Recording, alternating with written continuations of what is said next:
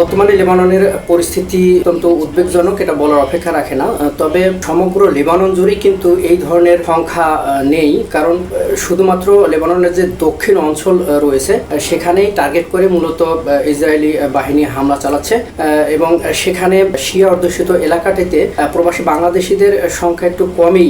তবে প্রবাসী বাংলাদেশি যারা লেবাননে এখন বর্তমানে অবস্থান করছে তারা শুধুমাত্র লেবাননের দক্ষিণ অঞ্চলগুলো বাদে অন্য অঞ্চলগুলোতে অত্যন্ত নিরাপদেই রয়েছে।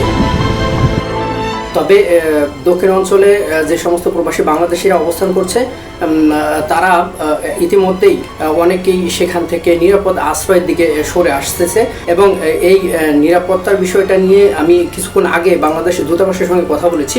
সেখান থেকে যেটি জানানো হয়েছে যে লেবাননে যে দক্ষিণ অঞ্চলে অর্থাৎ ঝুঁকিপূর্ণ জায়গাগুলোতে যে সমস্ত প্রবাসী বাংলাদেশিরা অবস্থান করছে তারা যেন তাদের পরিচিত যারা রয়েছে অন্যান্য সেফ জোনে অর্থাৎ লেবাননের অন্যান্য স্থানগুলোতে যেখানে হামলার সংখ্যা কম সেখানে যেন তারা চলে আসে এবং এই তাদের স্থায়ীভাবে একটা কোনো নিরাপদের স্থান করা যায় কিনা এই বিষয়ে দূতাবাস কিন্তু আলোচনা করছে।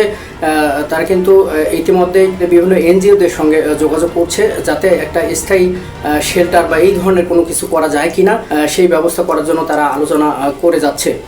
তবে প্রবাসী বাংলাদেশিরা আপাতত অন্যান্য এলাকায় সেফ জোনেই আছে এবং নিরাপদেই আছে এবং এখন পর্যন্ত আমরা যতটুকু জানতে পারছি যে 2 জন বাংলাদেশি এখন পর্যন্ত আহত হয়েছে এবং বাকি প্রবাসী বাংলাদেশিরা যদিও আতঙ্কের মধ্যে রয়েছে কিন্তু অনেকটাই নিরাপদে আছে।